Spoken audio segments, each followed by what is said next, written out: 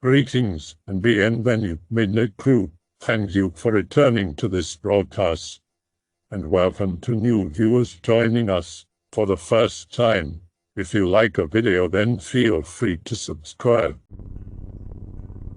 Some viewers may find the following video disturbing. Viewer discretion is advised. My name is Seung Cho Lai, and I like to pound nails into my skull. Trepanning, known by some as trepanation, is the act of drilling into the skull to relieve it of pressure. It is probably one of the most ancient forms of brain surgery, as prehistoric cave paintings have shown instances where the act cured all sorts of disease and disabilities. It was also used after head wounds, probably caused by our ancestors ramming rocks into each other's skulls. You see, blunt force trauma causes blood to swell under that area, which may compress against the skull. Imagine that you had a blood blister under your nail. The soft tissue beneath is the dura mater, the outermost layer of 3 that are inside your skull. To relieve pressure of your injury, say you take a needle and you push it through your nail into the dura mater and thus releasing the blood. Your body is a very interesting thing, but by far, the names given to what gives us substance tells a lot about how scientific minds once saw fellow man. Everything about us resembles our evolution to a degree. It is truly spectacular. Dura mater is Latin. It means tough mother. You probably heard the term before, but not in this context. You are in your backyard having a BBQ with your family when your uncle who lives out of town comes in. He and your dad are discussing some mundane bull about his job, but uncle just does not give a damn. Instead, he talks about what he does in his retired years after being a Tier 3 permat on a boiler maker for most of his adult life. Your uncle is a volunteer fireman who does not let age slow him down. He tells a story about his friend Buck, who is a tough mother. There are kids around, so he can't end a sentence with the F word as your eager little mind anticipated. Inside your head is a touch being. He is inflexible and he is stubborn as stone. The dura mater also contains your cerebrospinal fluid. It is basically the inner weaving of your brain basket that protects that pink wad of gum where your entire person resides in your spine. When I was a kid, I thought that there was a man who lived inside me, who was controlling me, like how the Power Rangers controlled the Megazord, you know. He would climb up my spine like a ladder into my chest, and between my ribs were monitors. I was a well-fueled machine, a perfect one at that. An organic robot, the only one of my kind stranded on this planet. I grew up, of course, but now, more than ever, I do believe there is someone inside of me. People have been taking nails to the head for years. Industrial accidents, homicide, assault, most of which occur due to faulty equipment, a bad day, and some convenient gravity. But the murders usually occur with a nail gun to the back of the head. No one falls into pits of nails anymore. You can thank the Vietnamese guerrillas for replacing the stereotypical spike pits with punji sticks. These booby traps took sharp sticks, similar to that of bamboo, then placed them at the bottom of a small trench or hole. Some of them were big enough for entire people, if not entire squads could fall in. The idea was not to kill them, as it rarely caused instantaneous death. The Kong were using it to lower combat morale and squad effectiveness.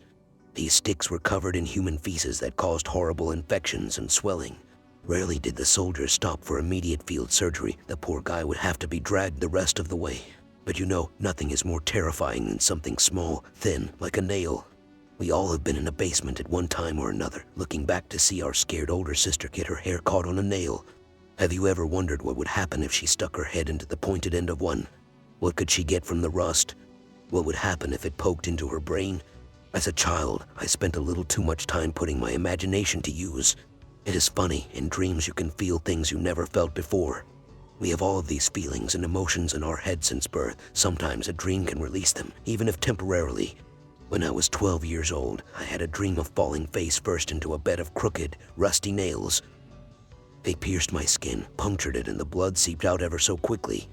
It terrified me. I felt every individual sting, and I woke up in cold sweat. My palms and fingers felt every inch of my torso. I expected to find a hole, some bleeding trench in my flesh and muscle. I had watched too much Nightmare on Elm Street and expected what I experienced in the dream world to bleed through to the other side like osmosis. In a way, it is the other way around. Most cases pointed to how real life often bled into our late-night slumbers, the personal films inside our head. At the age of 15, I started to get headaches. They were the most unbearable thing I could ever experience in my life. There was thunder that accompanied the lightning, so to speak. I heard what sounded like a wire brush, which scrubbed against a chalkboard in my head. Every day, every night, it was the white noise of my thoughts. I could not pay attention in school. I looked off into space.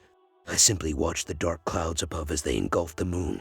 It was in the bed of my friend's truck. I swear he hit every bump on the way to the pizza place. He made a deal with this girl who liked me for whatever reason. I was the strange Korean kid who wore his sunglasses to every glass and wore them on the walk home every night after hanging out with friends at the local fast food joint. A petite goth girl was placing her black, Hot Topic brand lipstick around my you-know-what. At one tight turn around the block, I swore she came close to drawing blood. This was a hilarious story to my friends later. I told them I enjoyed it and looked forward to hanging out with her again. But really, I was too determined on curing something else other than my curse of virginity. My skull was like an egg and there was something in it trying to crack out of it. I could feel this pressure growing, like the tiny man in my body had finally begun to grow. He climbed up my spine and into my head. He became a fetus that was slowly getting ready to be born from the womb on top of my shoulders. Ironic, considering that Duramater was also related to the word Matrix. No, not that movie, it meant womb. At the age of 16, I became a ghost at my school. It was one thing to be made fun of, but to be ignored was painful. I lost many close friends, except that petite goth girl. Her name was Mika or Mika, no idea how to spell that. I was antisocial and thought that things like MySpace or Facebook were a waste of time, trying to virtually befriend people who I swore hated me. On more than one occasion, I skipped school entirely and just moped around against the wall near the cafeteria outside. Every day before the first period, I would hammer back an entire six-pack myself like it was nothing.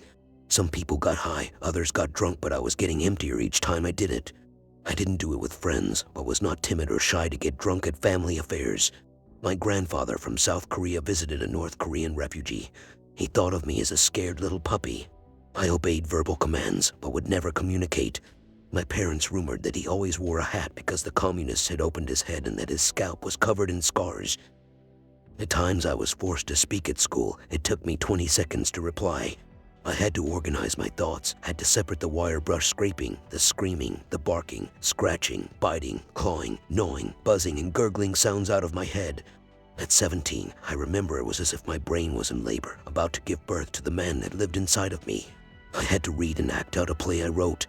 After about 15 minutes of me muttering to myself in a deep voice, I was dismissed from the class to get a glass of water. I never returned. Instead, I walked home and went to bed, skull pounding like a war drum.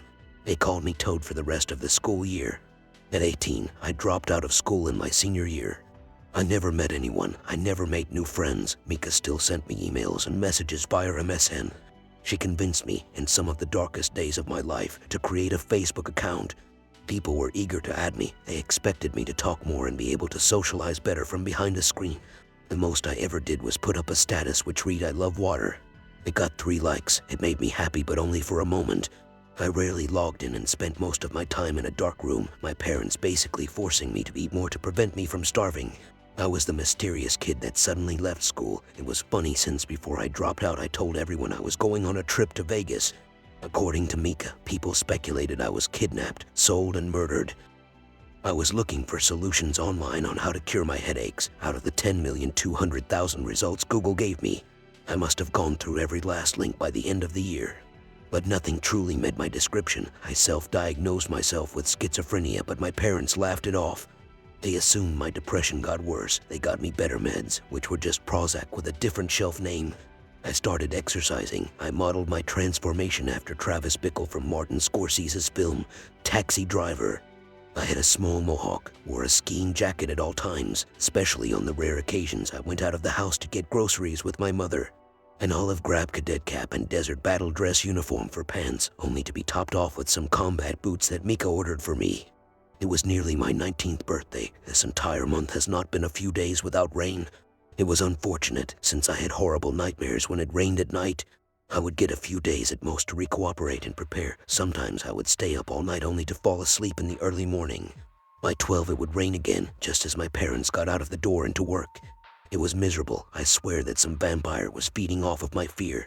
I thought that the rain gave them flesh so they could manifest in our world, which I was slowly slipping out of.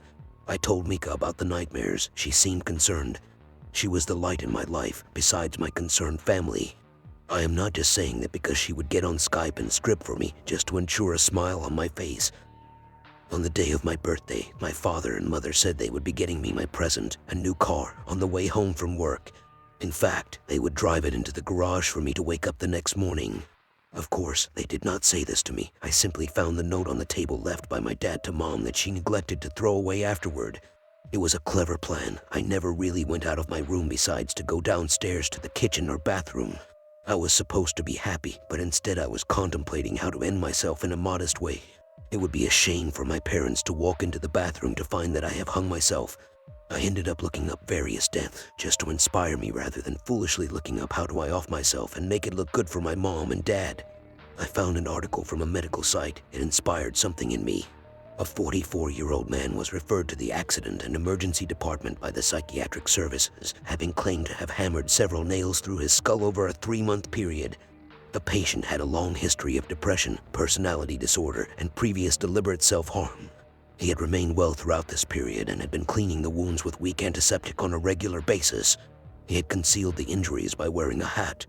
2 days prior to admission, he had inserted a much larger 12.7 centimeters, 5 inches masonry nail and had developed left-sided weakness and unsteadiness of gait. Examination showed that the patient remained well with no evidence of infection in the central nervous system. Neurological examination revealed a mild left-sided weakness. A 4 out of 5 medical research council scale affecting both the arm and leg. The patient was fully alert and oriented and conversed normally. Inspection of the scalp revealed a large masonry nail protruding from the scalp with several other healed puncture wounds. Plain skull x-rays revealed a total of 10 5 centimeters nails and a larger 12.7 centimeter masonry nail penetrating the skull. A computed tomography scan was performed, which despite considerable artifacts confirmed that the nails had penetrated the brain substance. The patient was later transferred to the local neurosurgical unit for further management where, after angiography, all the nails were removed under general anesthetic. He subsequently made an uneventful recovery. I assume he used this to cure his sickness, the illness in his head, the depression that plagued him. After several hours of researching trepanning, it was what I was looking for. Of course, my parents would never agree to allow me to get this procedure done if it was even possible to do here in America. It was the middle of the day and I walked into the garage for the first time since I stopped going to school. I looked at the place where my new car will be tomorrow morning. I am going to enjoy that car. I picked up several things from the ancient toolbox that my father got from his brother in Korea. I doubt he would ever use it. He got a mechanic or one of his friends to do any of the dirty business around the house. I brought the toolbox into my room and spent hours mentally preparing. I was more ready for this than anything else in the world. A new, trusty Korean-made hammer and a small tin can of nails. Panting, sweating, I slowly placed the nail at the top of my head. I twisted it into the skin a bit. Some blood was drawn, but it was nothing compared to what I was about to do now. Readjusting its tip among the strands of my hair, I slowly tapped the head of the nail with the hammer. It made a repetitive click-clack sound which echoed throughout my empty room. Soon, it would echo inside my head, my vacant mind, finally relieving the pressure inside me. Then the hammer came down harder than I anticipated. The nail penetrated the skin, the periosteum, the bone, the dura mater, the arachnoid, the pia mater, and finally into my brain tissue. At this point, I regretted not sterilizing the nails. I could feel little fragments of rust scrap against the entry point in my head. Blood dripped from my nose, pouring over my lips and into my mouth, painting a pink texture to my teeth as they clenched from the pain. My hand trembled, but once again I hit the nail in deeper. The head against the hole, covering it nicely and somewhat disguised by my hair, I could feel the protruding metal in my brain. The sounds were gone, finally, just as I suspected, the same with the headache. I was at peace for the first time in a long time.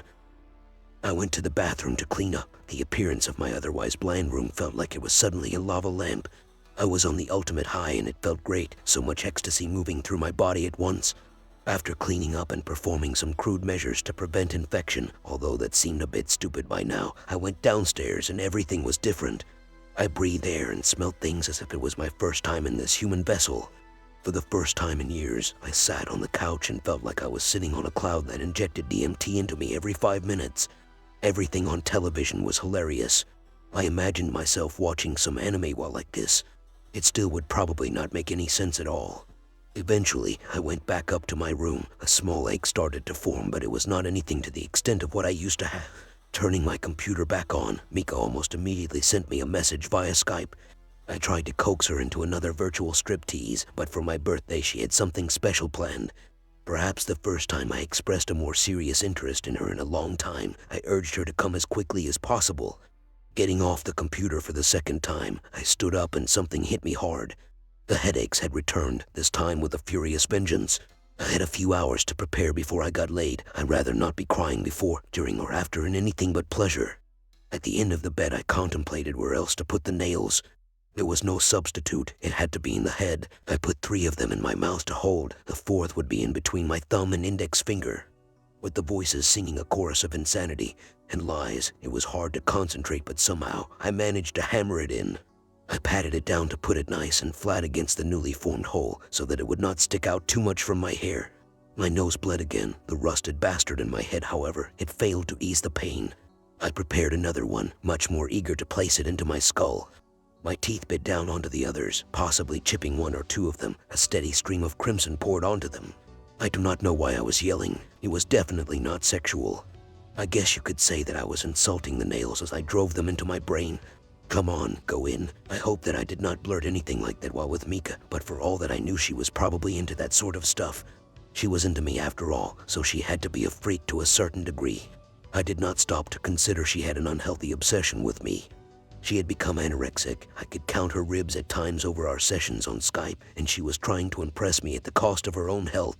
Deep down, I knew I did not want anything but sex from her, but on the surface, I might as well say I am in a relationship with her. Call it borderline manipulative sociopath with a bit of out-of-control hormones and 3 nails in his head, but it was better than telling her to shove off afterwards.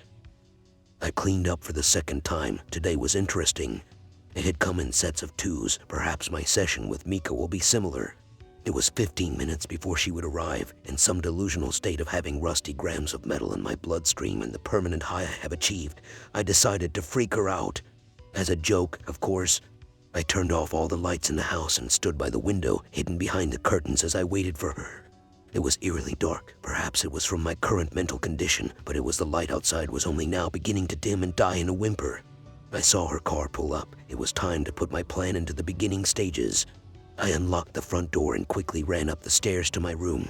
She would knock and ring the doorbell several times before eventually trying the door itself. It must have been a surprise to see that I had left the door unlocked, but she knew that I would not normally do that, especially when I was alone. My parents would be getting off of work in 5 hours. Mika knew that this was my invitation to play a game. Hey, you upstairs in your room. It was funny how she knew the layout of my house, not like I told her every detail of it out of boredom or anything though. I had suspicions that she was secretly being invited into the house by my parents whenever she came over, looking for me. I was probably upstairs, too busy doing nothing to give a damn about any guests. To me, it was apparent Mika knew more about my antisocial behaviors than she used to let on. Come on, don't you want to see me? There was something alluring to this entire situation. I could feel the natural predator inside me cringe and crawl. The man who lived inside my body, the killer instinct that was forced to watch the world through my pathetic eyes, waiting for the moment to pounce. Slowly she went up the stairs. I could hear the sounds of glossy leather twisting and turning to coincide with her movements. High heel boots as well, a nice change from her typical combat ones. Eventually she found my door and opened it abruptly, perhaps to even try and scare me. The door came back and nearly hit me as I stood in the corner hiding. She stepped into my view. The illumination of the now rising moon came through the blinds of my window, which were opened for the first time since I got them. She had grown an inch taller since last I saw her in person. Hair was long, naturally black with several strands braided with red and purple coloring. She looked somewhat pale. Perhaps that was additional makeup for the thick eyeliner and lipstick. A glossy leather jacket accompanied her new pair of boots, which went up to her mid-thigh. She seemed to be sweating. It must be hot as hell in that. How about you take the leather off and cool down? I suddenly said, closing the door and stepping toward her. Mika jumped and began to laugh. She was happy to see me. Turned towards me now. I saw that the jacket was open, revealing a thin navy blue shirt with a light blue, stereotypical alien head on it.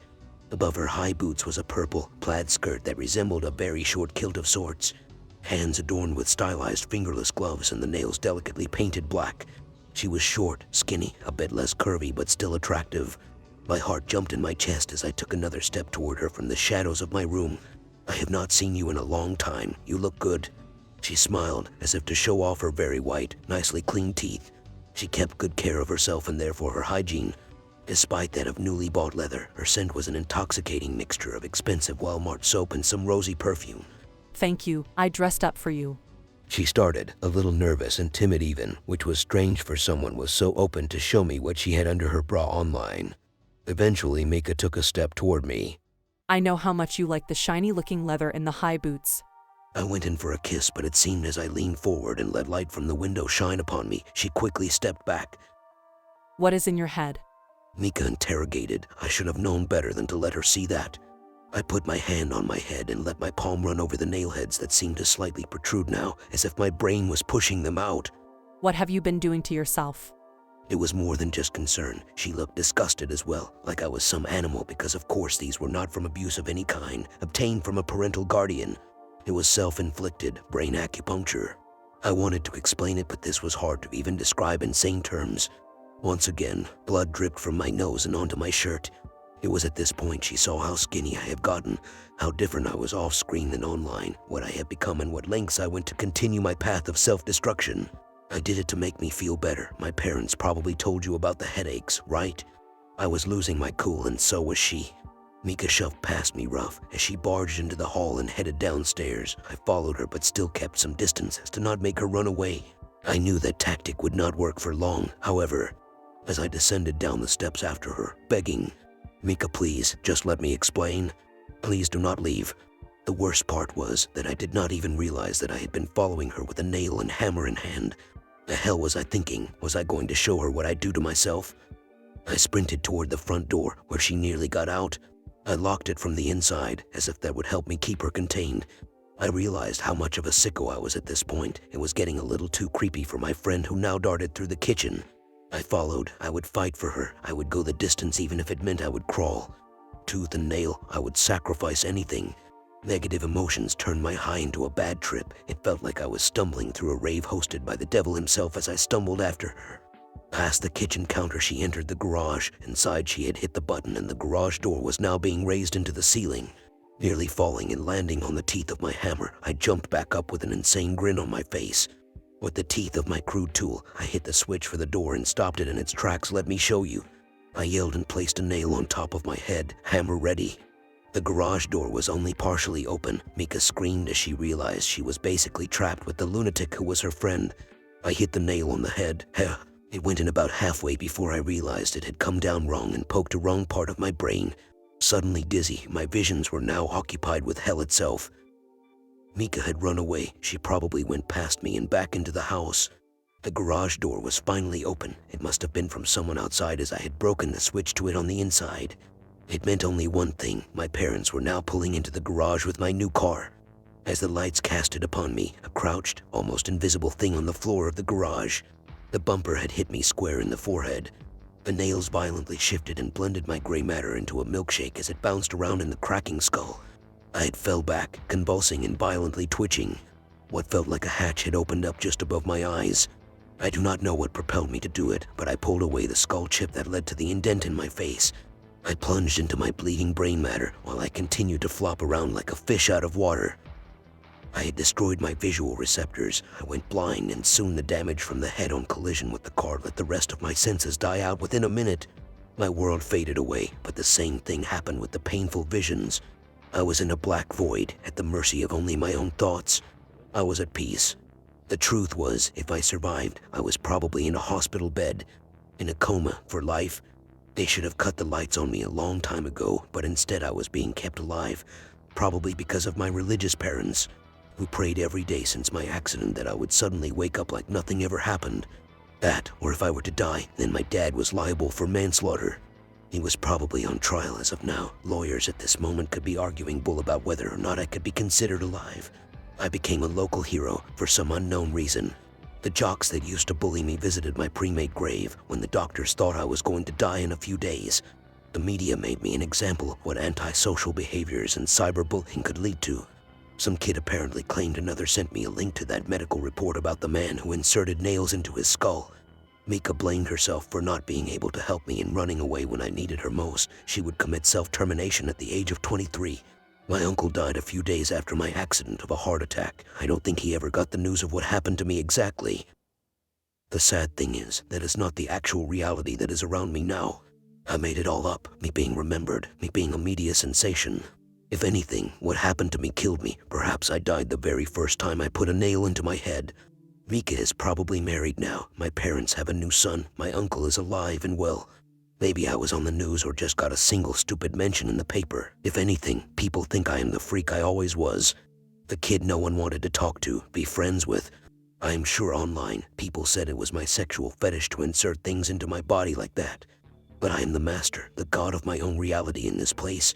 At first, it was nothing but an abyss, nothing but blackness. Now, I stopped pretending what could have happened after I died. Now I make my own personal variant of life. I am in my room again. Mika is with me. My parents are downstairs. They don't need to work to support me anymore. I do not take pills. I do not need them. I am happy. I am smiling. I go out most of the time with friends into a beautiful world outside, sustained entirely in perfect weather conditions. I still prefer staying in my room some days, with my girlfriend, my computer, and a handful of nails. I can put as many as I want into my head now. I hope that you enjoyed tonight's broadcast. If you enjoyed tonight's story, then please subscribe to the channel as more green texts will appear daily. A new broadcast will appear when the clock strikes midnight Central Time.